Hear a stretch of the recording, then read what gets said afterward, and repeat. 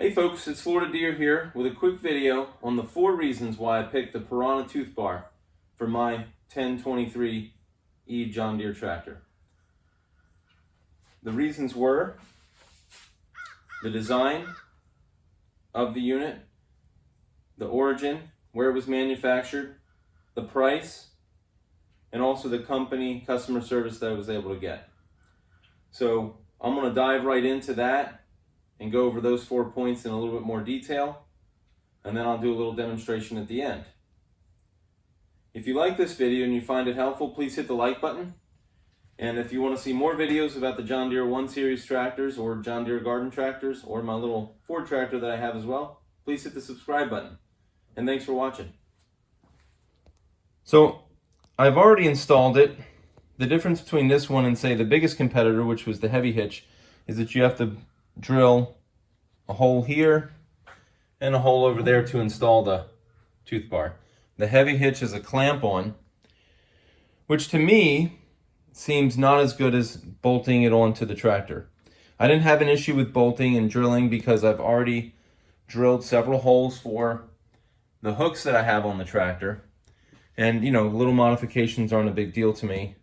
I imagine there's some usefulness to the heavy hitch one being just clamp on, but I think it's probably more secure, although maybe one of the heavy hitch owners can comment on it and say that they have had good experience with the heavy hitch. The heavy hitch is a very popular brand, so my guess is people have good service with it too, but this is another popular brand. So but the design was on the heavy hitch, it had 7 long teeth, and then they had a twin teeth at the end. So there was basically 7 or 14 depending on how you looked at it. This one has 17, so it has 9 of these sort of wider, a little bit further ones, and 8 of these little smaller ones. So when they're closer together, as you can see, they're probably, I don't know, like an inch apart from each other. So I think the back drag on this might be a little bit easier and might be a little bit more successful, but I'll let you know in a couple minutes here. And that was reason number 1. Reason number 2 was the origin. And it's American made. It doesn't say that on the website, but I'll get into that with the customer service back and forth that I have with them as well. And that's an important thing to me. I will pay extra for American stuff. But again, I would like to know that up front, and if I can.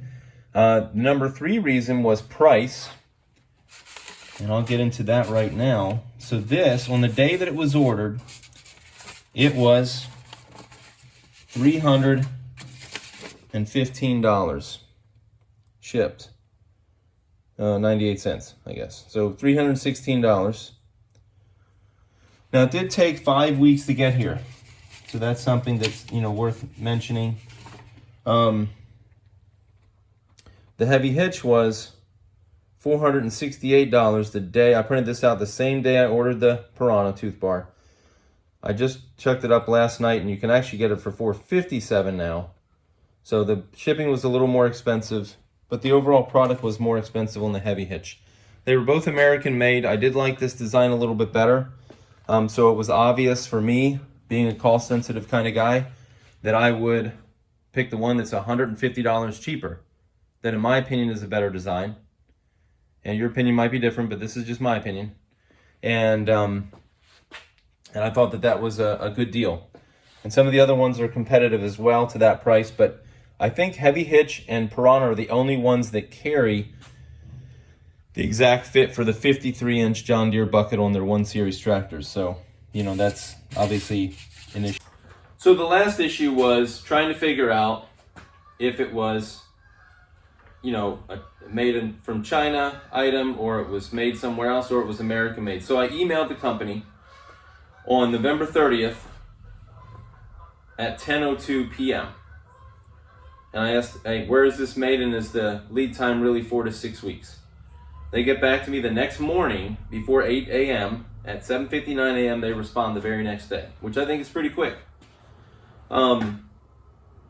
These tooth bars are made in Knoxville, Tennessee of hard American steel. Current lead time is shrunk to 4 to 5 weeks. It did take 5 weeks, so they were on the upper end of that due to the effects of COVID-19 and all that stuff that everybody else is dealing with.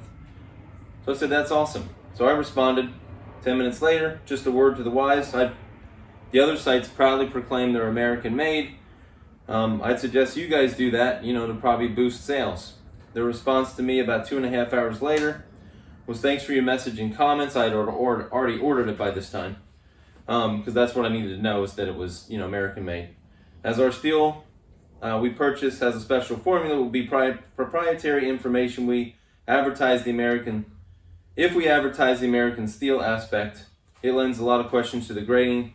We want to keep that low key. So you're actually getting a cutting edge material, excuse the pun, he says, when buying our products. I fully agree in the comments regarding Chinese material. He says, speaking for himself, that's not the company's position.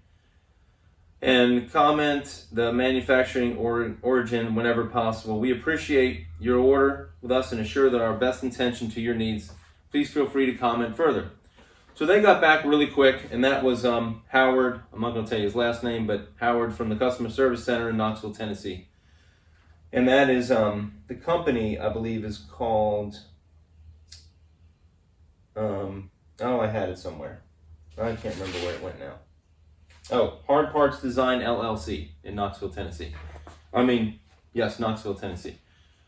So those are the things. Those are the 4 reasons: the design, the American made, the price, being price conscious, and also the customer service. So I guess the only thing left to do is to see how it works. So here we go. So I'm out here in the yard. Just wanted to make a disclosure and then also show you the fit and finish of this thing. The disclosure is that this is a third-party independent review. I am not getting paid to pitch their product. I selected their product based on the criteria I addressed earlier, but I just wanted to show you. I'm impressed with the bolt size here and the nut, how they fit nice and flush together. How this fits together. There's a little bit of daylight there, but it actually clamps down here and on the base right here, and you'll see that on every one of the little teeth grabber things, or whatever you call those things. And same thing over here, same thing with the flush mount bolt. Everything is high quality as far as I can tell. This tooth bar is 38 pounds, so you do have to account for that. I haven't had an issue raising stuff up with the bucket, so I don't think 38 pounds on the edge of the bucket is going to matter. My issue with lifting stuff with this tractor is really with pallet forks. So hopefully this information will help you in helping you decide which one to take. So I'll get into the actual use of it now, and we'll check it out.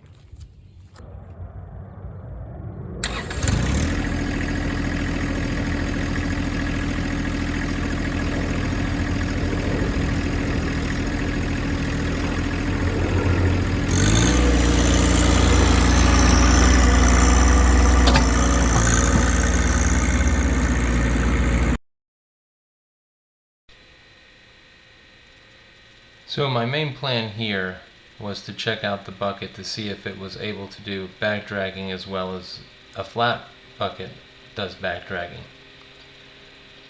That was my main concern getting the tooth bar. I think really to begin with is that I was worried that it wasn't going to be able to back drag. I'd have to take it off to do some good back dragging with the bucket, and it really hasn't been that case at all. It's actually worked really well. This actually turned out, as you see at the end, it really turned out really well, and how smooth it did it. It looked like there really was barely any teeth on it at all. I think the advantage of the tooth bucket will be, piles of dirt that have a lot of organic material in them. It's able to stab through it, maybe ripping up roots occasionally, like smaller roots, getting pieces of brush, stuff like that, I think will be helpful. This wasn't one of my stellar jobs with the back dragging right here, but it went pretty decent, and I just had a little area to do. I didn't really have a prepared section for this video, so I was just kind of winging it really here. So and it probably shows. So I apologize I didn't have a more prepared video. So I have to do a lot of burn pile stuff over there too pretty shortly here. But so I'll probably do another video, showing maybe the longevity, if it holds up, and also how well it's worked out to do multiple jobs, whether it's ripping up gravel to regrade, or similar things like that, that the Toothbar would be specifically used for. I also ended up putting it in 4-wheel drive and low, just because I didn't have any ballast on the back of the tractor at the time, so that wasn't an issue, but it might have been. So anyways, well, I appreciate you watching the video, and if you are interested in seeing more like it, you can hit the subscribe button, and if you did like this video, please comment and hit the like button as well. And until next time, have a great day. Bye.